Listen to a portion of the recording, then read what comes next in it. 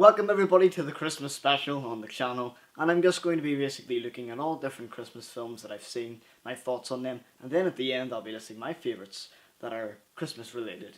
So I have a pile here of Christmas films that I own, so I guess I'll start with going through those.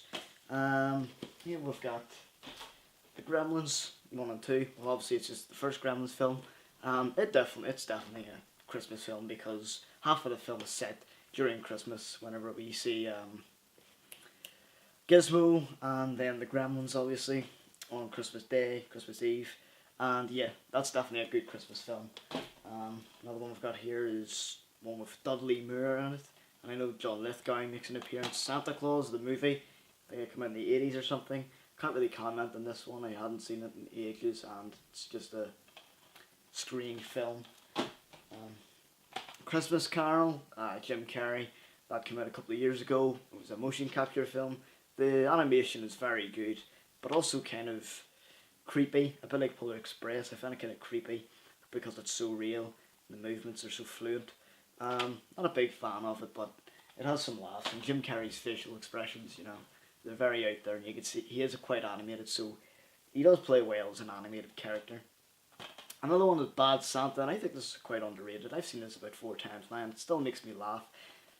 It's probably Billy Bob Thornton's best performance, except for Fargo, the TV show. But this is definitely one of his best movie performances because he's such a nasty guy. But you start to see him become more sentimental and soft, with his unconventional relationship with the boy in it, coming up to Christmas, almost like a father figure, but. What makes it good is it's not all really obvious sentiment or relationship between him and the kid. It's never blatant and obvious, and he doesn't say anything like "I love you," but you can see that he cares, and what he does for him towards the end of the film, there's something about that. It's almost as if he sees something in the boy that he might have seen in himself, something, an emptiness that he had as to why he is this kind of person, and I think it's quite underrated. It's really funny as well, obviously. But yeah, Bad Santa, let me know if you're a fan of that film.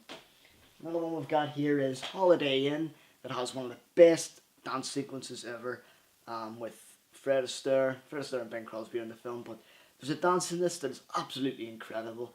Fred Astaire does this dance with firecrackers and everything, and the speed, and I just love the sound of the tap dancing, and I still think he's the greatest dancer that ever lived, because that dance is just incredible. And then we have Putting on the Ritz, which is also another one of his brilliant dances.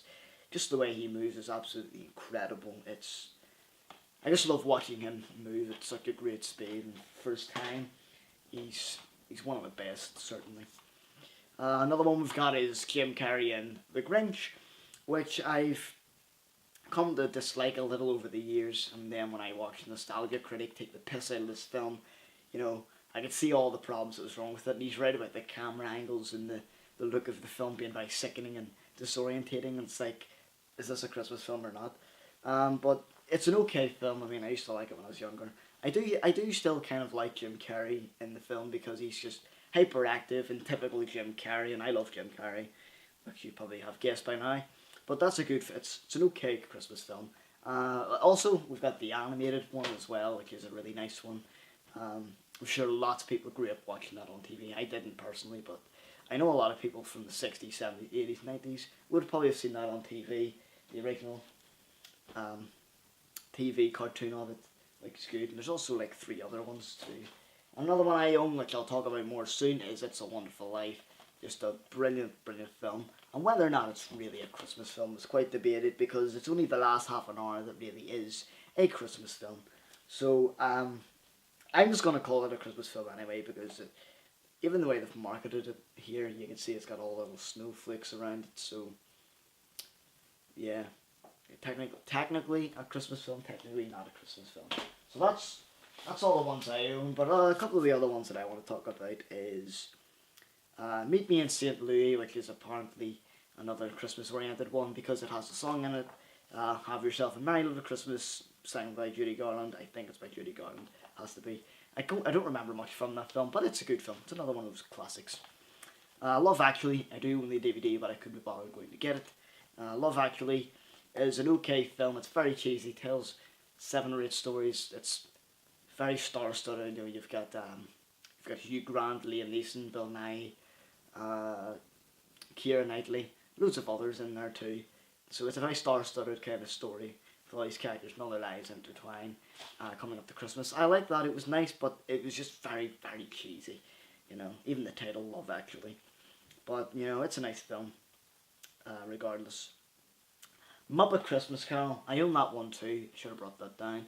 But Muppet Christmas Carol is probably one of the best Christmas Carol films there is. And, you know, I just really enjoy that one. I think Michael Caine is good in it too, as Scrooge. It's a nice little film also. Some of the songs are okay. But, you know, I like the puppet work. And it's, you know, just really nice effects and stuff. So, that's all. I have a list here of stuff. So, let's start with my top 5. Starting with number 5 as Die Hard, which is definitely a Christmas film. I absolutely love that film. I'm not a huge action fan, and I only seen this film like a year and a half ago, so it's quite late to the party.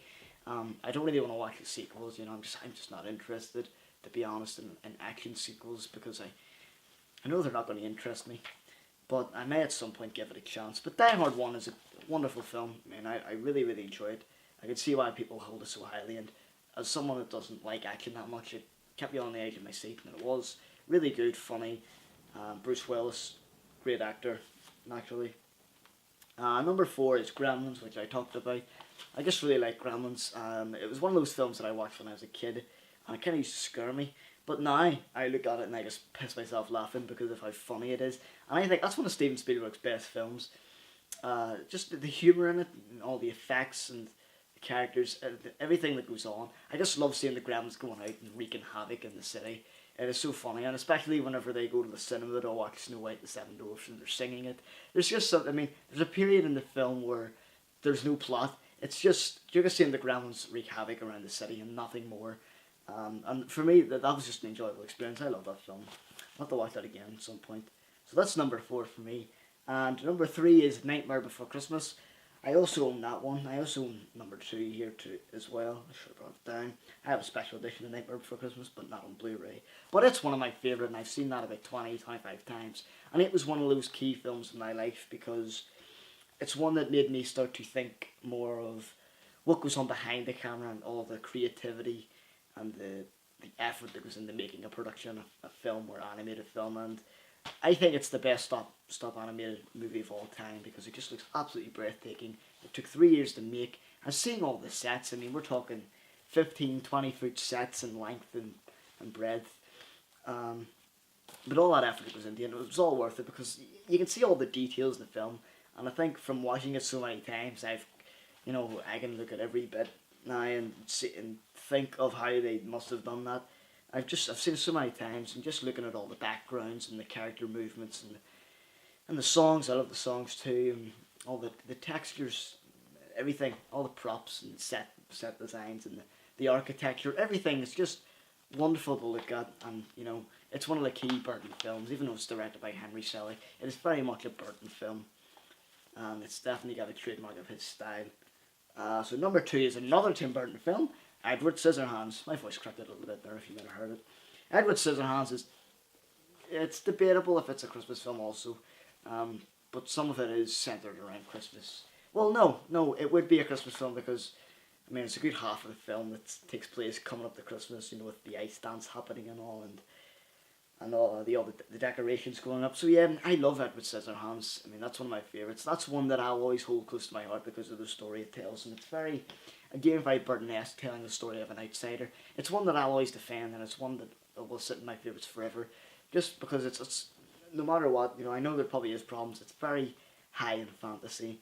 I know there are problems with it, but for me, you know, I don't care. It's one of my favourite films. I just love to watch it, and it was another one that got me into film also 4 to 5 years ago. So, about 5 years ago, yeah. So it's a wonderful film. Absolutely love it. It's one of Johnny Depp's best performance. He just plays an extremely extraordinary character.